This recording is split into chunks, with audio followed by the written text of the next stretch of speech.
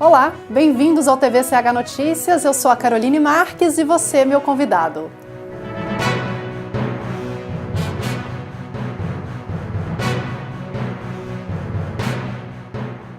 Uma ferramenta que cria pseudo-relações. Será essa a síntese das redes sociais que acessamos diariamente?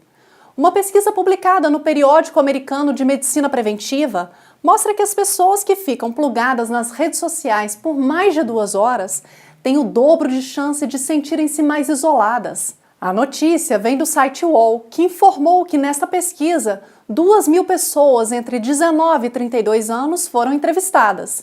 E o estudo apontou que quanto mais tempo conectadas, menos tempo as pessoas se dedicam às relações do mundo real. Afirma Brian Primack, da Escola de Medicina da Universidade de Pittsburgh, que é importante estudar isso, porque há uma epidemia de problemas mentais e de isolamento social entre jovens e adultos. Depois dessa notícia, talvez você queira marcar um encontro real e com pessoas reais, para não entrar nessa estatística. Noticiado pelo site O Tempo. Ciência usa maçã para criar tecido humano. A medicina regenerativa vem buscando novas alternativas, utilizando para isso frutas, legumes e até flores. Num experimento conduzido no primeiro trimestre de 2017, o biofísico Andrew Pilling, professor da Universidade de Ottawa, no Canadá, retirou da maçã toda a sua estrutura de células e DNA, restando apenas a celulose, que confere rigidez ao fruto. Eles formaram então uma espécie de escultura de orelha humana. Cumprida essa etapa, observaram que essa celulose é compatível para o implante de células vivas, incluindo as células humanas. Poderia assim recriar uma orelha humana, por exemplo. Para se ter uma ideia, o implante disponível no mercado custa entre $30 e $1.500 por centímetro quadrado e normalmente são derivados de animais ou cadáveres humanos. Já a estrutura de maçã deste experimento custa centavos de dólar. Os super ricos são os que mais evadem os impostos. A frase é do site da revista Exame e mostra que já existe um estudo para comprovar tal afirmação.